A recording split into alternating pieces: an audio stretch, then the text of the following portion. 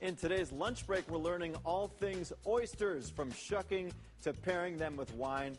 Jacab Saben is the executive chef at Graham Elliott Bistro. Thank you so much for coming in. We've been hovering over these oysters. Is it a little too early for them? Never. Never? Never. Absolutely not. It's afternoon, right? There's never a better time to drink wine and eat oysters. This is why, on the 5 and 9 o'clock news, we don't get to do a lot of this here, so I'm very excited. So tell us first, let's start with the shucking. How do you do it? Awesome. Okay, first off, you always want to make sure that your oysters are nice and clean. So what we do at the restaurant is we always make sure that we run them under cold water and use a scrubbing brush to scrub all the little nooks and crannies, make sure there's no sand or any grit or like seaweed on there. That's the worst when you have an oyster and you get that little grit or sediment, so we want to try and avoid that. Next thing is we go to the shucking. There's a couple of different ways you can go about doing this. We have a couple of different tools up here, as you can see. I always have my trusted El Cheapo white. El Cheapo? El Cheapo. Yeah. Directly from our fish vendor. And so basically what you want to do is you want to take your towel, wrap it around the oyster. Okay. This protects your hand and protects the oyster when you're shucking it. You just take your knife and stick it in there and gently pry apart the oyster just like this. And slide the knife along the top of it. And what you're doing is you're removing the abductor muscle, which is right here. Just discard the top. And then what you want to do is make sure that there's none of that sand or sediment that we were talking about earlier. You just kind of remove them like that. And then to present it, you simply flip it over. It makes it nice and plump and juicy looking. Absolutely. You want to try it? Yes, I'm going to try it. We'll get to that here. All right, I'm going to try it with the wine here. But, wonderful, we'll wonderful. We got to ease into it here, Jacob. All right, talk about the wine pairings. This is obviously a key component here, right? Awesome. Yes, let's do that.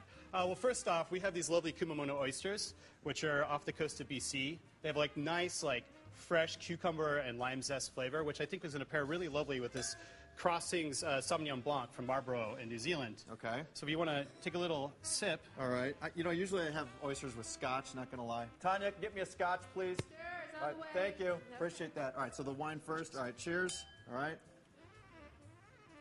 That's a nice wine, and then I'm just going to eat it, right? Yep, go for it. All right. Do you just... Right out of, I usually use a fork, right? Yeah, also, if you are a little squeamish, we also have these accoutrements up here that you can try: cocktail sauce, mignonette, and lemons. That's good. All right, moving on.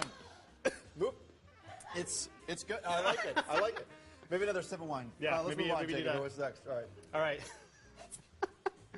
All right. So we have these Rappahannock oysters. They're from Virginia. Yep. They're a little bit more meaty.